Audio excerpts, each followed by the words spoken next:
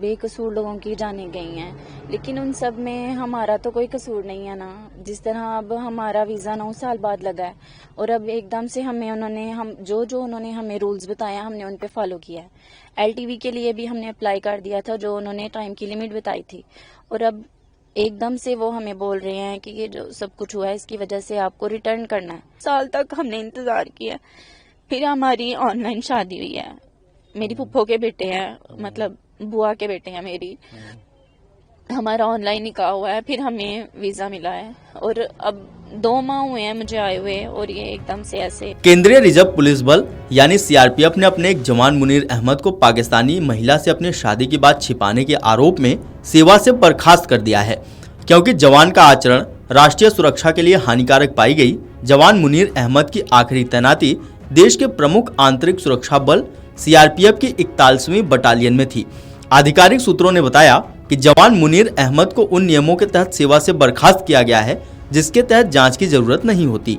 मुनीर अहमद को पाकिस्तानी नागरिक से अपनी शादी को छिपाने और जानबूझकर उसके वीजा की वैधता से परे उसे शरण देने के कारण तत्काल प्रभाव से सेवा से बर्खास्त कर दिया गया है। सीआरपीएफ के प्रवक्ता उप महानिरीक्षक डीआईजी एम दिनाकरन ने कहा कि उनके कार्यों को सेवा आचरण का उल्लंघन और राष्ट्रीय सुरक्षा के लिए हानिकारक पाया गया। आपको बता दें कि पहलगाम में हुए आतंकी हमले के बाद उठाए गए कूटनीतिक उपायों के तहत भारत की तरफ से पाकिस्तानी नागरिकों को देश छोड़ने के लिए कहने के बाद सीआरपीएफ जवान मुनीर अहमद की मिनल खान के साथ शादी का पता चला। दोनों ने पिछले साल 24 मई को एक वीडियो कॉल के जरिए शादी की थी। सीआरपीएफ की जांच में पाया गया कि जवान ने संबंधित अधिकारियों को अपनी शादी और उसके भारत में रहने की सूचना नहीं दी थी। आपको बता दें कि जम्मू कश्मीर के पहलगाम में 22 अप्रैल को हुए आतंकी हमले में 26 लोगों की मौत हो गई थी, जिसमें 25 भारतीय और 1 नेपाली नागरिक शामिल था। ये सभी लोग पहलगाम के वायसरन घाटी में मौजूद घास के बड़े मैदान में छुट्टियों का लुत्फ उठा रहे थे। तभी आतंकवादियों ने लोगों की पहचान पूछी, आईडी कार्ड चेक किया और उनको हिंदू हो कहकर गोली मार दी। पाकिस्तान के इस कायराना हरकत के बाद से माहौल तनावपूर्ण हो गया है। भारत ने पाकिस्तान पर कई तरह के प्रतिबंध लगा दिए हैं। बेकसूर लोगों की जानें गई हैं, लेकिन उन सब में हमारा तो कोई कसूर नहीं है ना। जिस तरह अब हमारा वीज़ा 9 साल बाद लगा है और अब एकदम से जो उन्होंने हमें रूल्स बताया हमने उन पे फॉलो किया है। एलटीवी के लिए भी हमने अप्लाई कर दिया था, जो उन्होंने टाइम की लिमिट बताई थी, और अब एकदम से वो हमें बोल रहे हैं कि ये जो सब कुछ हुआ है इसकी वजह से आपको रिटर्न करना है। साल तक हमने इंतज़ार किया, फिर हमारी ऑनलाइन शादी हुई है। मेरी फुप्पो के बेटे हैं, मतलब बुआ के बेटे हैं मेरी।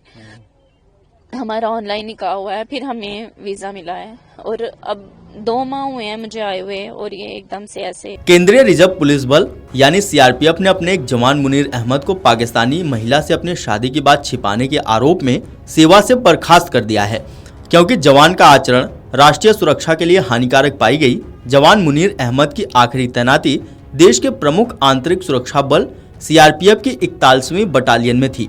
आधिकारिक सूत्रों ने बताया कि जवान मुनीर अहमद को उन नियमों के तहत सेवा से बर्खास्त किया गया है जिसके तहत जांच की जरूरत नहीं होती।